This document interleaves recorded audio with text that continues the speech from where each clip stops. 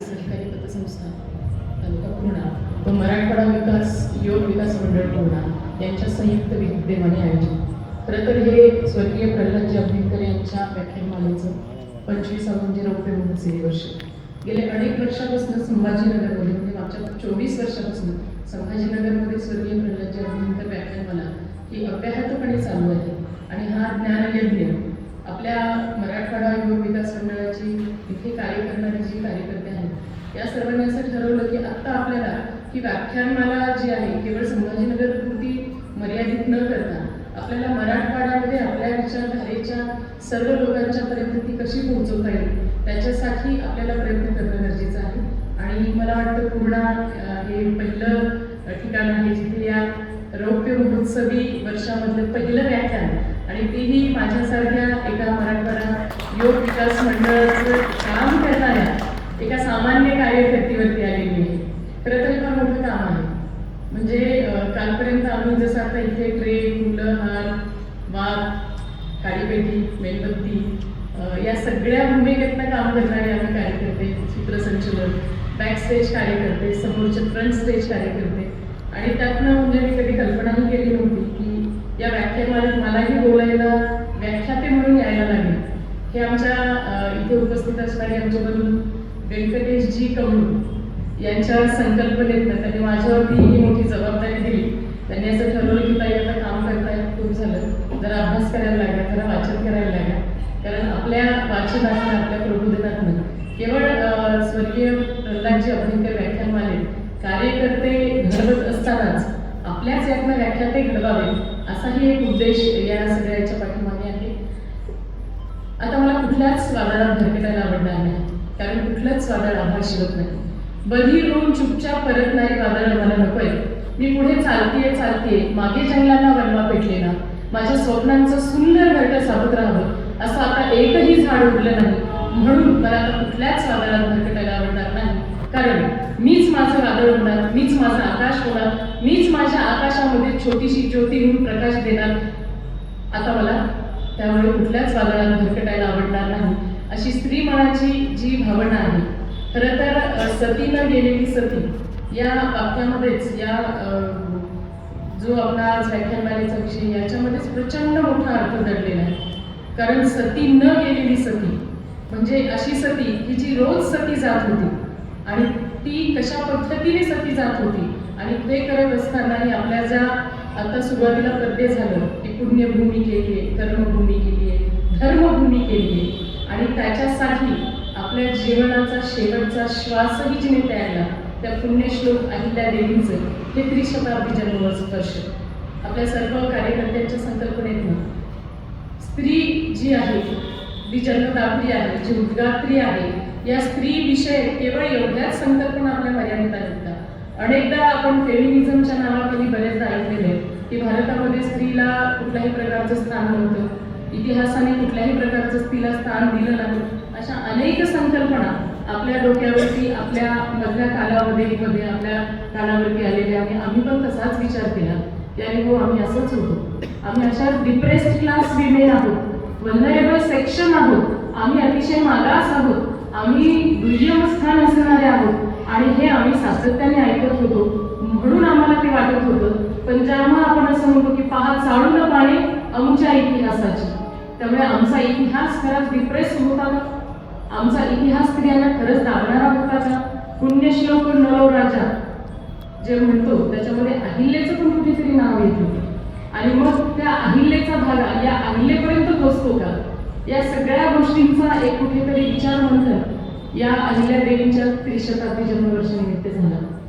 एक जी अहिल्या जी रामाच्या पदस्पर्शाने पुनीत झाली आणि तिला नवचेतना मिळाली आणि दुसरी अयोध्या जिच्या विचारस्पर्शाने या भरतभूला असे तू हिमाचल अशी ज्ञानगंगा जी आहे ती मिळाली, कर्मभूमी मिळाली. म्हणजे आता मी भारत मातेचं पूजन करत असताना सहज माझ्या डोक्यात विचार आला की पुण्यश्लोक जी अहिल्यादेवी आपण म्हणतो की भारत मातेच्या मुकुटापासून ते भारत मातेच्या पायथ्यापर्यंत काम करणारी हिंदू राणी ही अहिल्यादेवी होती. जेव्हा आपण तिचा इतिहास बघतो वाचतो या निमित्ताने जेव्हा मला विषय देण्यात आला आणि मी वाचायला सुरुवात केली, खरं तर मागे 2 दिवस आम्ही छत्रपती संभाजीनगरमध्ये महाराष्ट्र राज्य सांस्कृतिक संचालनालयाच्या माध्यमातून आणि डॉक्टर बाबासाहेब आंबेडकर मराठवाडा विद्यापीठाच्या माध्यमातून अहिल्यादेवीचे त्रिशताब्दी जन्म वर्षानिमित्त 2 दिवसांची आम्ही विद्वत परिषद घेतली. आणि त्या विद्वत परिषदेमध्ये अहिल्यादेवीच्या जीवनावरचे वेगवेगळे पदर उलगडत गेले. म्हणजे त्यावेळेला असं वाटायला की म्हणजे कधी म्हणजे मला स्वतःला असं कधीच वाटत नाही, तरीही आपली जी भावना असते की स्त्री म्हणून आपल्या बायकांचं पण एक रडगण असतं, बाईचा जन्म मिळाला, काय करू नशिबाला बाई पण आलं. पण ज्या वेळेला तुम्ही पुण्यश्लोक अहिल्यादेवीचं चरित्र वाचता, बघता, ऐकता, त्यावेळेला असं वाटतं की बरं झालं मी बाई झाले. कारण बाईचं हृदय जितकं कोमल तितकंच कठोर असू शकतं. आणि बाई म्हणजे मुळामध्ये राज्यघटनेचे अभ्यासक आहे, त्याच्यामुळे मी कधीच असं म्हणणार नाही की डिस्क्रिमिनेशन जे आहे स्त्री आणि पुरुष असं 2 वेगळ्या गोष्टी आहेत असं मला स्वतःला तरी वाटत नाही. स्त्री आणि पुरुष ही संसार काढायची दोन्ही चाक आहेत, दोन्ही चाकं तितकीच मजबूत असली पाहिजेत. म्हणजे कधीतरी आम्ही स्त्री आहोत म्हणून एक्सक्युजेस मागणं आणि पुरुष आहेत म्हणून त्यांना वेगळं करणं, मला असं वाटतं आत्ताच्या युगामध्ये ह्या गोष्टी तशा अर्थाने मला स्वतःलाही अपेक्षित नाही आहे. खरं तर मराठवाड्याची कन्या म्हणून मला स्वतःचा अभिमान याच्यासाठी आहे की अहिल्यादेवी या मराठवाड्याच्या कन्या होत्या. त्यांचा आजोळ जर बघितला आपण तर कळंबजवळ असणारं जे गाव आहे तिथलं चोरागडेचं त्यांचं आजोळ. आणि आत्ताच्या अहिल्यानगरामध्ये खऱ्या अर्थाने महाराष्ट्र शासनाचे आपण सर्वांनी आभार मानले पाहिजेत की अहमदनगरचं अहिल्यानगर आत्ता झालेलं आहे. आणि आत्ता अहिल्यादेवींच्या कार्यकर्तृत्वाला खऱ्या अर्थाने कुठेतरी न्याय मिळाला. पूर्वीच्या बीड जिल्ह्यामध्ये असणारा चौंडी जे आत्ता अहिल्यानगरमध्ये असणाऱ्या चौंडीमध्ये गेलेला आहे. मी बीड जिल्ह्यातली आहे, त्याच्यामुळे मला खूप अभिमान वाटतो की अहिल्यादेवी माझ्या जिल्ह्यातली आहे. म्हणजे चौंडी ते माहेश्वर असा प्रवासही मी केलेला आहे.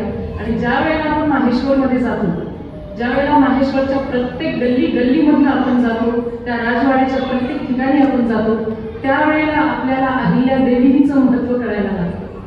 आता या सगळ्या विषयांमध्ये खूप तसा वास्ट विषय मी अभ्यास करत असताना मला खऱ्या अर्थाने इथे मोकळेपणाने मांडायला कमीपणा वाटणार नाही की मला असं वाटतं की मला अजून अभ्यास करायला लागेल. कारण ज्या अहिल्यादेवींचा बद्दल आपल्याला बोलायचं आहे त्यांचा एक पदर उलगडत असताना मला जाणवतं की अरे एका विषयावरती आपल्याला किमान 4 तास बोलता येईल, इतके तुमचं कार्य आहे. तर तो एक छोटासा विषय असेल. म्हणजे मी अंगावरती घातलेली जी साडी आहे ती साडी महेश्वरी साडी आहे. आपल्या सगळ्या महिलांना साड्या आवडतात, पण ह्या साडीच्या कारागिरांना व्यवस्थित पद्धतीने ज्या वेळेला ते परागंदा होत होते त्यांना व्यवस्थित उद्योगधंदा मिळत नव्हता. मोगलांच्या आक्रमणामुळे किंवा मुस्लिम आक्रमणामुळे अशी सगळी कारागीर जेव्हा परागंदा झाली होती त्यावेळेला अहिल्यादेवीने सगळ्यांना एकत्रित करून ज्या महिलांचे पती हे सैन्यामध्ये कामी आलेले आहेत अशा विधवा महिलांना साडी गुंड्याचं ट्रेनिंग देऊन त्यांनी तिथे सेटल केलं. म्हणजे आज जेव्हा आपण माहेश्वरच्या त्या काठावरती जातो त्यावेळेला बघतो की त्या महिलांना त्यांनी काम तिथं दिलेलं. म्हणजे सती न गेलेली सती, याच्यात खूप याला ऐतिहासिक अँगल आहे, भौगोलिक अँगल आहे, उद्योगधंदा आहे, राजकारण आहे, त्यांचा मुत्सद्दीपणा आहे. ह्या सगळ्या गोष्टी एक स्त्री जी डोक्यावर पदर घेऊन करते. म्हणजे खऱ्या अर्थाने मला अहिल्यादेवींची ओळख 12-15 वर्षापूर्वी जेव्हा मी दुर्गा भागवताचं पुस्तक वाचलं त्याच्यामध्ये महाश्वेता अहिल्या अशा नावाचं एक छोटंसं त्यांनी पेज लिहिलेलं होतं अहिल्यादेवीवरती. आणि मग त्यावेळेला मला ती उत्सुकता वाटली की दुर्गादेवींच्या याच्यामध्ये ती महाश्वेता असणारी अहिल्यादेवी जी की बीड जिल्ह्यातल्या चौंडीची आहे, जी की माळव्यामधल्या प्रांतामध्ये म्हणजे मध्य प्रदेशामध्ये जाऊन स्वतःचं एक वेगळं अस्तित्व तयार करते आणि त्या नर्मदेच्या काठी करते. म्हणजे आपण सगळेजण नर्मदा परिक्रमा करणारे आहोत, केली नसेल तर करण्याची इच्छा असणारे आहोत. त्या नर्मदेच्या काठी बसवलेल्या त्या माहेश्वरच्या राजवाड्यात एक अशी विदुषी जिच्या अंगावरती पांढरी स्वच्छ तलम अशी माहेश्वरी साडी आहे, जिच्या हातामध्ये शंकराची पिंड आहे. आणि शंकर हा ईश्वरच आहे असं नाही, तर शंकर हा निर्मितीचं प्रतीक पण आहे. आपण GOD गॉड म्हणतो. गॉड म्हणजे काय? Generator, operator and destructor. जो जन्म देतो, ऑपरेट करतो आणि डिस्ट्रक्ट करतो, तो डिस्ट्रक्ट करणारा हा गॉड. त्या देवाची प्रतिमा, या देवाची मूर्ती, त्याच्या हातामध्ये ती पिंड आहे आणि त्या पिंडीला साक्ष ठेवून मी माझं हे राज्य करत आहे. या सगळ्या म्हणजे हे राज्य माझं नाही, जसं छत्रपती शिवाजी महाराजांनी म्हटलं होतं की हे राज्य व्हावं ही स्त्रींची इच्छा, त्याच पद्धतीने त्याच पावलांवरती चालत हे राज्य चालवावं ही शंकराची इच्छा आहे आणि हे सर्व गोष्टी शंकर सेवेशी मी अर्पित करते अशा पद्धतीने जिने राज्यकारभार पाळला. खरं तर ती या सगळ्या गोष्टींमध्ये आपण विचार करतो की स्त्री काय पुरुष काय बऱ्यापैकी संकट येतात, परंतु स्त्रीच्या आयुष्यातली संकट वेगळी असतात, वेगळ्या पद्धतीने तिला तोंड द्यायला लागतं. आणि तत्कालीन काळामध्ये ज्या वेळेला म्हणजे आपण जेव्हा त्यांचा इतिहास बघतो की 28 ते 29 मृत्यू ज्या स्त्रीने सहन केले घरातले, आपल्या घरातली एखादी व्यक्ती गेली तर आपल्याला 5-10 वर्ष सुचत नाही, वर्षानुवर्ष सातत्याने पतीचं निधन, सासऱ्यांचं निधन, मुलाचं निधन, नातवाचं निधन, मुलीचं निधन, जावयाचं निधन, त्याच्यानंतरचं नातवाचं निधन आणि त्यांच्या सोबत गेलेल्या त्यांच्या असणाऱ्या पत्नी त्या सती गेलेल्या, म्हणजे या सगळ्या आर्थिकता आणि अस्वस्थता बघून जगणाऱ्या त्या मातेचं हृदय कसं असेल? सतत लढायचं आणि पुन्हा लढायचं कशासाठी? तर धर्म, अर्थ आणि माझ्या समाजासाठी. कारण अहिल्यादेवींचं मत असं होतं की राजा राज्य करायचं कशासाठी? तर राजाने हे स्वतःसाठी राज्य करायचंच नसतं. मुळात राजाने राज्य करायचं असतं ते प्रजेसाठी, आणि प्रजेसाठी जो राजा झिजत नाही त्याला राज्य करण्याचा कुठलाही अधिकार राहत नाही. अशा भावनेतनं काम करणाऱ्या अहिल्यादेवी आणि इदम न मम ही जी आपली तुमची आमची जी भावना आहे की हे माझं नाहीये, मी कोण आहे, जसं इथे अजमेराताई बसतात त्या कुणी नाही पण त्या ट्रस्टी आहेत, या शाळेच्या त्या ट्रस्टी आहेत. ट्रस्टी म्हणजे विश्वासू, विश्वस्त पद्धतीने, म्हणजे शंकराने माझ्यावरती ही जबाबदारी टाकली आहे आणि मला ती विश्वस्त पद्धतीने पुढे न्यायची. खरं तर या अहिल्यादेवींवरती मागे आपण सर्वांना मालिका पण बघितली असेल. म्हणजे अहिल्या जी सर्वसामान्य एका पाटील, धनगर पाटील कुटुंबातली मुलगी, मानकोजी शिंदेची कन्या, ही होळकर घराण्याची सून होते. हा एक प्रवास तसा एका अर्थाने ज्याला काय म्हणता येईल दैवी प्रवास होता तो. ज्या वेळेला पेशवे आणि होळकर हे पुण्यावरनं प्रवास करत असताना त्यांचं जे चौंडी नावाचं गाव आहे, त्या चौंडी नावाच्या गावामध्ये सहज ते थांबले असताना त्यांना हे म्हणजे ही कथा मी किंवा या सगळ्या गोष्टी मी वाचलेल्या म्हणून जे वाचले ते तुम्हाला सांगते की त्यांचा घोडा, होळकरांचा घोडा उधळतो आणि तो घोडा उधळत असताना एक छोटीशी चिमुकली जी नदीच्या सीना नदीच्या काठावरती तिने छान शेत केलेलं असतं, विहीर केलेली असते, त्याच्यामध्ये झाडं लावलेली असतात, त्याच्यामध्ये त्या पद्धतीने जी शेती कृषी ग्राम्य संस्कृती आहे तिचं ती दर्शन करत असते. तिच्या मैत्रिणी तिथे असतात आणि तेवढ्यात तो घोडा उधळत येतो आणि तो उधळणारा घोडा बघून तिच्या मैत्रिणी पळून जातात, पण ती तशीच भिटुकली उभी राहते. काळी सावळी नाकाने सरळ तेजदार डोळ्यामध्ये तेज असणारी ती मुलगी, 7 वर्षाची मुलगी ती मल्हाररावजी होळकरांच्या निदर्शनास येते की ही मुलगी घाबरत नाही आणि तिथेच तटून उभी राहते. त्यावेळेला पेशवे, बाळासाहेब पेशवे मल्हारराव होळकरांना म्हणतात की मल्हारराव ही तुमची सून बरं का, म्हणजे मल्हाररावांची पारखी नजर, पेशव्यांची पारखी नजर ही तुमची सून बरं का, तर ती भिटुकली चिटुकली मुलगी, तिचा जो विचार त्या सगळ्या ग्राम्य संस्कृतीमध्ये होता. आणि मग मल्हाररावजी मानकोजी शिंदेकडे जातात. मानकोजी, आम्हाला तुमची कन्या सून म्हणून पसंत आहे, तुम्ही द्याल का?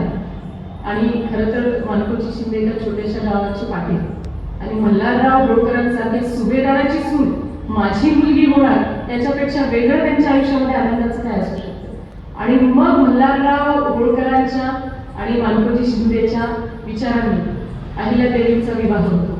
खरं तर याच्यामध्ये 2 संदर्भ आलेले आहेत. एका संदर्भात असं म्हटले की हा विवाह इंदोरला झाला, एका संदर्भात असं म्हटले की हा विवाह पेशव्यांच्या निगराणीखाली पुण्याला झाला, पण तो विवाह संपन्न झाला. वय वर्ष 8 हे अहिल्याचं आणि 12 वर्ष हे त्यांच्या पतींचं म्हणजे खंडेरावांचं. या दोघांचं लग्न झालं. आपल्याला कल्पना आहे, म्हणजे याच्यातही द्वैत आहे. खंडेराव कसे होते यातही काही लेखकांचं वेगवेगळं द्वैत आहे. भाषण करणं आणि व्याख्यान देणं याच्यामध्ये मला असं वाटतं की व्याख्यानात संदर्भ द्यायला लागतं. आणि ते द्वैत असं आहे, काहींचं म्हणणं आहे की खंडेराव हे व्यसनी होते, त्यांच्यामध्ये काही गोष्टी होत्या, विलासीपणा होता, अशा काही गोष्टी काही ठिकाणी मांडण्यात आल्या. काही लेखकांनी असं म्हणले की नाही, खंडेराव हे अतिशय कर्तबगार होते, असाही विषय तिथे मांडण्यात आलेला. पण ज्या काही गोष्टी असतील या सगळ्या याच्यामध्ये आपल्यासमोर ज्या पद्धतीने काही विषय मांडण्यात आले की विलासी असणारे खंडेराव, त्यांचा संसार या अहिल्याने केला.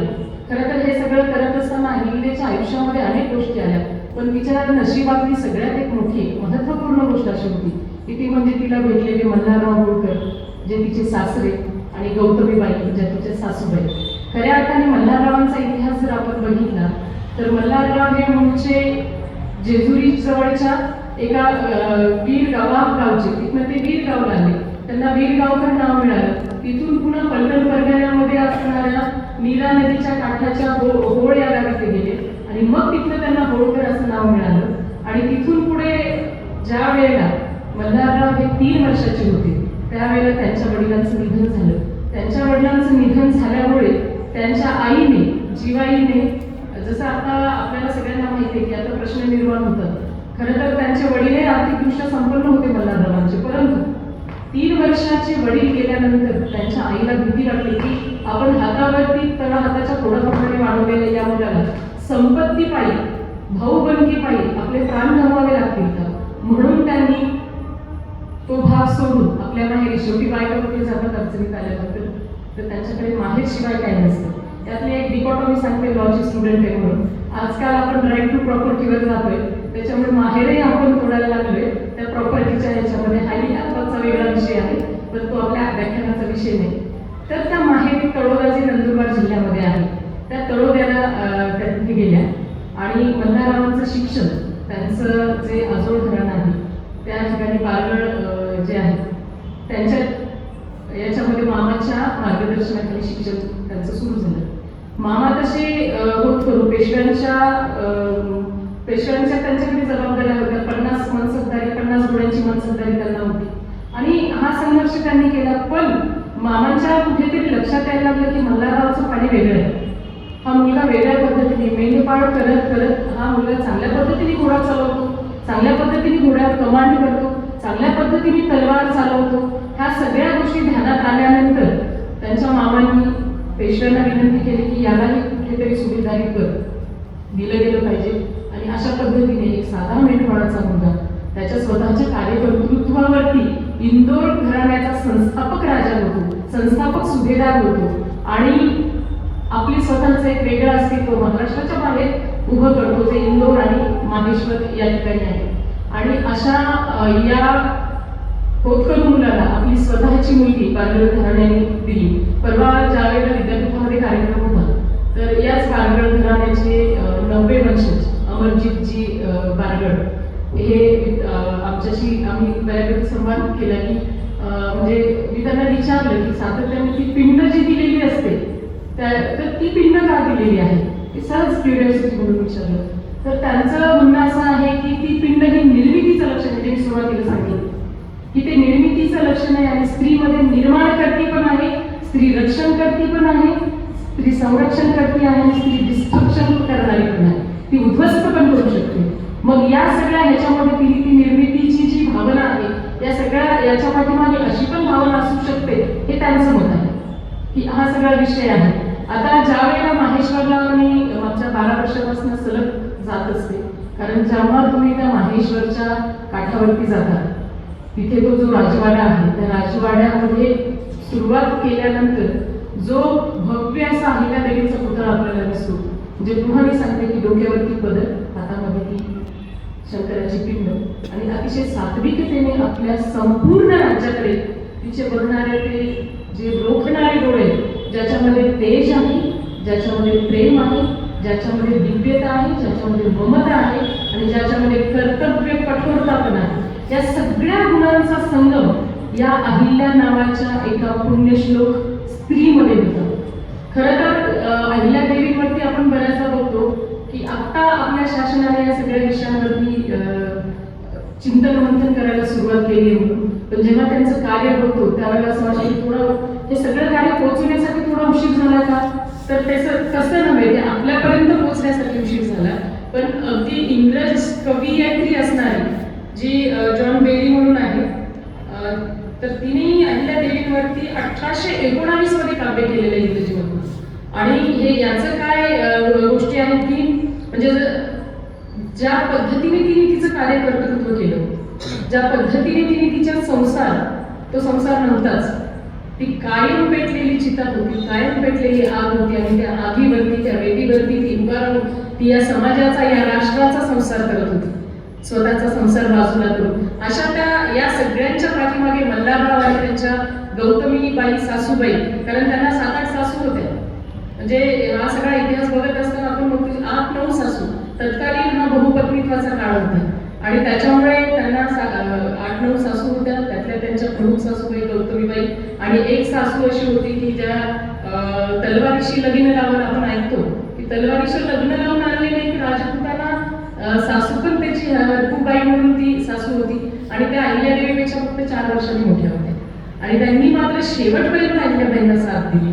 गौतमीबाईंनी त्यांना अतिशय मायेच्या ममतेने वाढवलं. आता मुळामध्ये माहेश्वर या विषयाची जेव्हा आपण माहिती घेतो, महेश्वर ही महिष्मती नगरी आणि या महिष्मती नगरीचा इतिहास हा रामायण काळापासून आहे. या महिष्मती नगरीचा जो इतिहास आहे, खरं तर तो या महिष्मती नगरीला मातृसत्ता परंपरेचं देणं होतं. म्हणजे इतिहास काळात आपण बघितलं तर सावित्री जी आहे, सत्यवानाची सावित्री, मला तो संदर्भ तिथे सापडला. तर सत्यवानाच्या सावित्रीची आई मालवी, तिचा जो पुत्र, त्याच्या नावावरतून, म्हणजे यमराजाने तिला जे वरदान दिलं, हे आपली धार्मिक कथेतली गोष्ट आहे. यमराजाने तिला जे वरदान दिलं त्यातून निर्माण झालेल्या पुत्राच्या नावाने तो मालव प्रदेश आहे आणि त्यातनं ती महिष्मती नगरी जी आहे, म्हणजे रामायणामध्ये याचे संदर्भ सापडतात, याचे संदर्भ आपल्याला महाभारतामध्ये सापडतात, याचे संदर्भ आपल्याला मत्स्य पुराणामध्ये सुद्धा सापडतात. मत्स्य पुराणाचा जो संदर्भ आहे की कर्कोटकांचा पराभव सहस्त्र बहुने करून महिष्मती नगरीची स्थापना केली, हा मत्स्य पुराणाचा संदर्भ. काही गोष्टी संदर्भाने बोलायच्या असतात, त्यामुळे भाषणासारखं मी बोलत नाही, अन्यथा सहजता येईल त्याच्यामध्ये. दुसरा जो संदर्भ आहे तो महाभारताचा जो संदर्भ आहे तो आहे. तिसरा संदर्भ मी तुम्हाला सांगितलं की जगद्गुरु शंकराचार्य, म्हणजे योगायोगाने जगद्गुरु शंकराचार्य आणि मंडन मिश्र स्वामी यांची जी शाब्दिक चकामक झाली होती धर्मशास्त्री या विषयावरती, ती शाब्दिक चकामक सुद्धा या महिष्मती नगरीमध्ये झाली होती. आणि या महिष्मती नगरीमध्ये ही शाब्दिक जेव्हा चर्चा होत होती त्यावेळेला मंडन शास्त्रींची पत्नी ही त्या दोघांच्या मधली पंच होती. म्हणजे दोघांमध्ये जो न्यायदानाचं काम करायचं होतं ते सरस्वती नावाच्या त्या मंडन मिश्रांच्या पत्नीला करायचं होतं. म्हणजे मला एक असं याच्यामध्ये आपल्याला सांगायचं आहे की सातत्याने आमच्या तुमच्या मनावरती सांगितलेले की महिलांना या संस्कृतीने कायमच पायाखाली तुडवले, तर ते तसं नाही. पहा चाळून पाने अमुच्या इतिहासाची, आपल्याला ती पुन्हा पुन्हा चाळायला लागतील पाने. खूप संदर्भ असे वाटतील आपल्याला भेटत जातील की माझ्या देशाचा इतिहास स्त्रियांच्या संदर्भात सुद्धा गौरवान्वित करणारा होता. कालानुरूप त्याच्यामध्ये काही वाईट गोष्टी घुसल्या, परंतु इतिहास असेल, सायन्स असेल किंवा काही संदर्भ ग्रंथ असतील, त्याच्यामध्ये महिष्मती नगरी ही मातृसत्ता म्हणजे स्त्रीला मानणारी अशी संस्कृती होती. आणि दुसरा जो संदर्भ आपल्याला सापडतो पेशव्यांच्या ह्याच्यामधलं की मल्हारराव होळकर जे आहेत, वडिलांचं दुःख, कालांतराने आईचं दुःख हे गेल्यानंतर त्यांचा म्हणजे एखादा पुरुष किती चांगला विचार करू शकतो की मल्हाररावांनी हा विचार केलेला, माझ्या वडिलांच्या मृत्यूनंतर माझ्या आईला तिच्या माहेरी जावं लागलं का, तर तिच्याकडे पुरेशी संपत्ती नव्हती, तिचा पुरेशा कुठल्याही गोष्टी आर्थिक स्वतःला मेंटेन कसं करायचं हा प्रश्न होता, म्हणून ती माझ्या मामाच्या घरी आली. कदाचित हा विषय असेल म्हणून त्यांनी आग्रहाने पेशव्यांना गौतमीबाईच्या खाजगी जीवनासाठी आवश्यक अशा काही गोष्टी देण्याची तरतूद त्यांनी केलेली. म्हणजे पेशव्यांनी काही गावं, काही परगणे हे त्या घराण्यातल्या होळकर घराण्यातल्या महिलांसाठी आवर्जून अशी केली की साडी चोळी, त्यावेळेला साडी चोळी बांगडी हा विषय असायचा. ती चोळी बांगडीसाठी काही गावं दिली जायची. त्या गावातला शेतसारा जो असेल तो शेतसारा या महिलांच्यासाठी असायचा आणि त्याला खाजगीतली संपत्ती म्हटलं जायचं.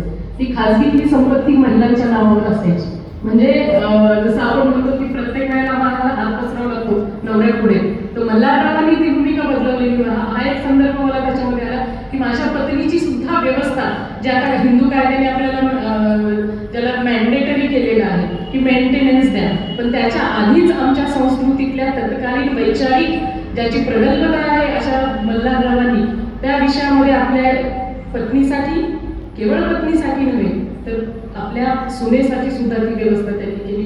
ज्या वेळेला मल्हाररावांचा मृत्यू झाला आणि खरं तर एक गोष्ट अशी आहे, हा शब्द वापरणं योग्य नाही, परंतु जे फॅक्ट्स आहेत त्या समोर आल्या पाहिजेत की स्त्रीला तिच्या पतीच्या निधनानंतर सतीत जावं लागायचं. पण ज्या वेळेला खंडेरावांचा मृत्यू झाला त्यावेळेला मल्हारराव बोक्सी रडू लागले. म्हणजे खंडेरावांचा मृत्यू कसा झाला हेही आपल्या समोर मी सांगते की कुंभेरीच्या लढाईमध्ये खंडेरावांच्या अंगावरती एक मोठा तोफेचा गोळा येऊन पडला आणि ती कुंभेरीची लढाई त्यांची सूरजमल जाटाशी होती. सूरजमल जाट हा सातत्याने या होळकर साम्राज्याला, इंग्रज साम्राज्याला त्रास देण्याचा प्रयत्न करायचे. त्या ठिकाणी कुंभेरीची लढाई झाली. 1.5 महिना झाला किल्ला लढवतोय, परंतु तो किल्ला काही हाताशी आला नाही. आणि त्याच्या संदर्भातला एक संदर्भ माझ्या वाचण्यात असा आला की अहिल्यादेवींना त्या सगळ्या गोष्टींची कुठेतरी चीड निर्माण झाली. त्या त्यांच्या पतीकडे गेल्या जिथे तो पडाव पडलेला होता त्या ठिकाणी, आणि काही गोष्टी त्यांना न पटलेल्या होत्या पतीच्याही, आणि त्यांनी ते विषय जरा बोलल्या त्या विषयातलं की हे विलासी जीवन जगणं योग्य नाही आणि काय. आणि त्याच्यानंतर मग त्या कुठेतरी नशेत हे एका पुस्तकात आलेलं. तर मी म्हटलं हे 2 वेगळे विषय. काही जणांचं म्हणणं आहे की ते अतिशय शूरवीर होते आणि काही जणांचं म्हणणं या पद्धतीने आहे. पण तो जो अहिल्याचा संदर्भ मला या ठिकाणी याच्यासाठी महत्वाचा वाटतो की ती पत्नी त्या रणांगणावरती जाऊन पतीला सांगते की हे चूक आहे तुझं, आणि हा अधिकार त्यांना कोणी दिला होता तर त्यांच्या पितृतुल्य सासऱ्याने दिला होता. हे जे चुकतंय, चुकीला चूक म्हणायचं, ही न्यायबुद्धी त्या स्त्रीकडे होती. आणि त्यांनी ज्या वेळेला म्हटलं असं त्यावेळेला कुठेतरी द्वेषाने पुरुषी अहंकार जागा झाला आणि मी काय या अवस्थेत सुद्धा नामर्द थोडीसं निमरते, म्हणून ते कुंभेरीच्या त्या याच्यामध्ये सरळ पुढे गेले आणि अचानक तो गोळा त्यांच्या अंगावरती आला आणि त्या ठिकाणी खंडेरावांचा मृत्यू झाला. खंडेरावांचा मृत्यू झाल्यानंतर मल्हारराव एवढा क्षमतावान पुरुष, पण तो हादरून गेला शेवटी बाबाचं हृदय. आणि त्याच वेळेला अहिल्याजींनी म्हटलं की आता मला सती जायचं, कारण त्या काळाची ती पद्धत होती. पतीच्या मृत्यूनंतर पत्नीने सती जायचंच असतं, हा त्या काळातला एक नियम होता आणि अहिल्यादेवीने ती सगळी तयारी केली. त्यावेळेला बोक्साबोक्सी रडून मल्हाररावांनी त्या ठिकाणी अहिल्यादेवीला सांगितलं की अहिल्या, माझा खंडू गेलाय असं मी समजत नाही, माझी अहिल्या गेली असं मी समजेल, पण तू इथे माझ्यासाठी तू सती जाऊ नकोस. म्हणजे तो प्रसंग फार भयंकर येत होते. त्यांचं जे बोलणं आहे ते हृदय पिळवटून टाकणाऱ्या त्या घटना होत्या की आता, आणि अहिल्यादेवीचं की माझ्या धर्मशास्त्रामध्ये सांगितलंय की पती निधनानंतर मला सती जायलाच लागेल, माझ्या धर्मशास्त्राने सांगितलंय. त्या वेळेला आमच्याकडे लॉ असं म्हणतात की law is an organic term, की लॉ काय आहे, ऑर्गॅनिक आहे. आणि त्या ऑर्गॅनिक आहे म्हणजे काय की समाजाच्या रीतीनुसार आपल्याला बदलावं लागेल. कायदा हा स्टॅटिक नाहीये. आणि ही संकल्पना आजच्या मॉडर्न लॉ मध्ये असणारी जी मल्हाररावांनी त्यावेळेला सांगितली की प्रत्येक कायदा पाळलाच पाहिजे असं नाही. तर अहिल्या, तुझ्यावरती या सगळ्या प्रजेची जबाबदारी आहे. तू तुझी नाहीयेस, तू केवळ तुझी नाहीयेस, तू केवळ खंडेरावांची पत्नी नाहीयेस, तर या इंदोर घराण्याची सून आणि या संपूर्ण होळकर घराण्याची तू महाराज्ञी आहेस. तुला तुझं आयुष्य या सगळ्यांसाठी समर्पित करायचंय. आणि ती सती जाणारी सती तिथे कुठेतरी तिने या समाजासाठी, या देशासाठी ती थांबली. कारण मल्हाररावांनी ओळखलं होतं तिच्यामध्ये चुरूक आहे. हीच माझी सून माझ्या जो राज्य आहे त्याला चालवण्यासाठी कर्तबगार असणारी आहे. आणि म्हणून त्यांनी विनंती केली की नको जाऊस, कोणी नको जाऊस तू सती, कारण तुझ्यावरती खूप मोठी कीर्ती आहे, तुला खूप मोठी जबाबदारी आहे, या सगळ्या राष्ट्राची आहे, तुला ती पेलवायची आहे. त्याच्यामुळे हा माझा विनंती, माझा आदेश आहे की या ह्याच्यामध्ये जाऊ नको. आणि मग ती सती थांबली. खरं तर छत्रपती शिवाजी महाराजांनी जिजाऊंना जितक्या पोटतिडकीने म्हटलं होतं की आई, मासाहेब, तुम्ही सती जाऊ नका, या देशाचा कारभार तुम्हाला करायचा आहे, मी हादरून जाईल, मी संपून जाईल, या सगळ्या याच्यामध्ये तितक्याच व्याकुळतेने मल्हाररावांनी अहिल्यादेवीला सांगितलं. आणि सासऱ्यांचा आदेश शिरसावंत मानून त्या सतीतुल्य सतीने समाजाच्या सेवेचं सतीत्व स्वीकारलं. बरं, हे स्वीकारणे इतकं सोपं होतं का?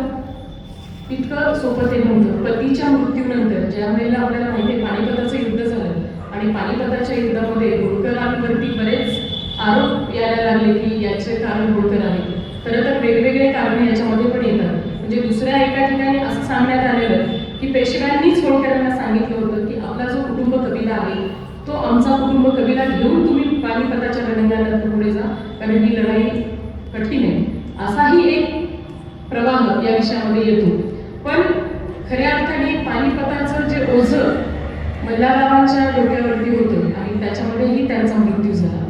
मल्हाररावाच्या मृत्यूनंतर तर खऱ्या अर्थाने अहिल्या पोरकी झाली की आज पितृतुल्य माझे सासरे गेले, कोणाच्या खांद्यावरती कोणाच्या पायावरती डोकं ठेवावं मी आणि कोणाकडे बघावं, तरी देखील पुत्र त्यांचा मुलगा होताच. आणि दुर्दैवाने काय होतं की कधी कधी कर्तबगार घराण्यामध्ये, म्हणजे ही वस्तुस्थिती आपण सर्वच जण चर्चा करत असतो की फार मोठ्या कर्तबगार घराण्यामध्ये पुत्र कसा झाला, ही पण एक काही गोष्टींची चर्चा होत असते.